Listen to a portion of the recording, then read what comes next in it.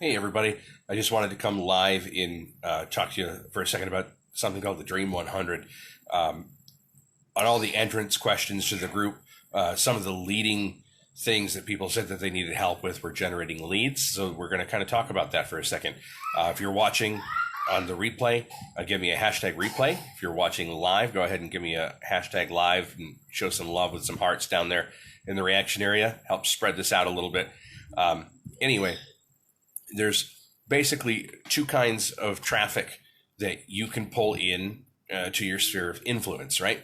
There's traffic that you can control. Traffic you can control is going to be things like Facebook ad traffic, LinkedIn traffic, Google searches, things of that nature. Usually involves you paying in some way in order to target a specific type of customer or lead, and then have it redirected and routed to the page that you want them to see, or the item that you want to be able to control, to gain attention. The other thing that you have is you have traffic you own. Now, if you're not already building a Facebook group or building an email list, or preferably both, you should really start doing both of them. If you do spend money on ads, we want to convert that controlled traffic eventually into traffic that we own, something that's on our list or within our sphere of influence that we can target without having to continue to pay to retarget those people. But the biggest deal is making a customer avatar, right? You've got to really figure out and ask yourself what the ideal customer is for what it is that you're offering. You know, what are their pain points? How old are they? What type of interests do they have? What is it that they enjoy doing? Do they have different hobbies other than the interest that in the niche that you're working in? All of those things generate a customer avatar, right? And please don't kid yourself and think that whatever product or service it is that you're doing, everybody needs it. Well, it might be something that everybody could technically use, but if you're going after everybody, you're not going to get anybody. You've got to specialize. So make a customer avatar and really target down to who it is that you need to serve. So who are the people that you're finding already in your business? What are the similarities between those people that you're seeing, and really target down to determine what it is that you need in order to find other people like them. But one of the ways that you can do this is something called the Dream 100, right? So the Dream 100, you are going to make a list of all of the platforms that you want to be involved with, right? Whether it's Facebook or Instagram, YouTube, Twitter, podcasts, LinkedIn, Pinterest, you name it. Make a list of all of your platforms, everywhere that you're willing to work and target. Now, it's a free method. It doesn't really cost any money to get started using the Dream 100 method, but it's not fast, right? It's about building relationships. You don't just immediately just start selling whatever it is that you're selling. You don't want to be spammy all over the place. You don't want to be that guy or that woman that everybody's trying to avoid, because every time you see them, you're pitching their products. But what you do with these platforms is you're going to go out and you're going to make a list of the top influencers on your platform. Right? If you're looking at Facebook, you're going to say, what are the top influencers in my niche on Facebook that have my dream customer, right? It's not just the top influencers, right? Because you don't want to be competing with these top influencers. It's not going to do anybody any good. It's not going to help you. It's not going to help them. But you want who has that customer avatar in their sphere of influence. So you take that customer avatar, use it to target these people, and you make this huge list. So what you're going to do is you're going to start at the number one dream. If you could partner and work with anybody to help you gain your dream customers, who is it going to be as an influencer around your niche? So number one's the one your absolute end all be all dream, all the way down, ranked in order 1 through 100, and then you're going to make that list, and then you're going to start reaching out and targeting, getting on their radar, right? You're not. All right, I will talk to you later. You've got to, you get on their radar by various things. You can you go through and you follow all their pages. You join all of the groups that they can. Some people have paid groups, some people have free groups. It's up to you whether you want to spend to join the paid groups or not. Generally, though, the paid groups are going to have far fewer people, and there's a better chance that influencer is going to actually get to know and recognize you, and you just start building value, right? You do things to get yourself seen. You want to be one of the first people to comment on their things. You want to have some positive value to add to things that they post. You want to spread the word when for them. If there's somebody else that could really use that product or service, make a recommendation and tag them in the recommendation. Invite somebody into the group and tag them in some learning or training on something that they have that the other person needs. Just build real, actual positive value.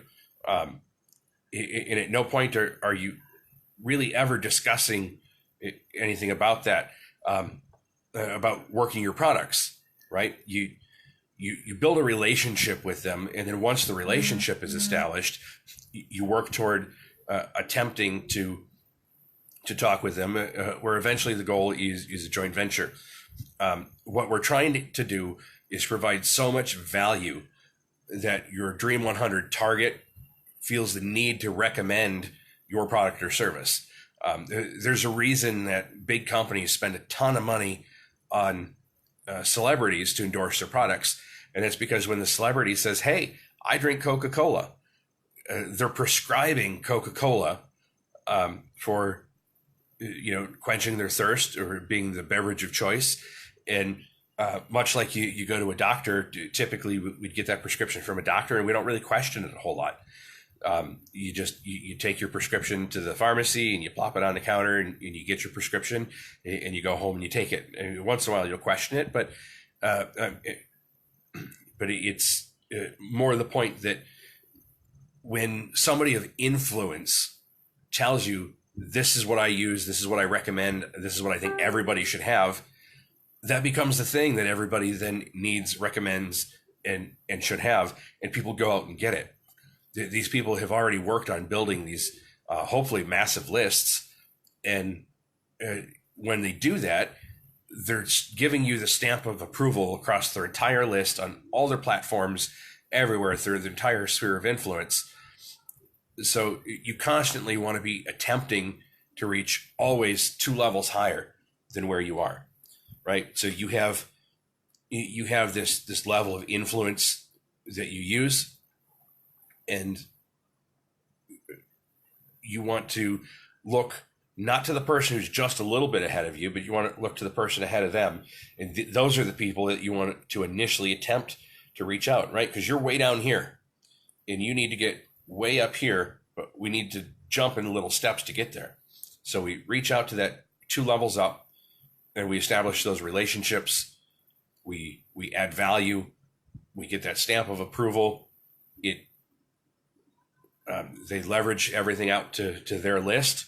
They've prescribed to their list. Their list goes out and then comes to your pages, your things, where you then convert them into traffic that you own, whether it's through them making a purchase or them making a subscription, having a lead magnet for a free guide or a report or something that you've given away, a quote, something like that. But then you take that, and now you've leveled up, and then you reach 2 levels higher again, and we repeat this process until we eventually, hopefully, can make it all the way up to our number 1 Dream 100.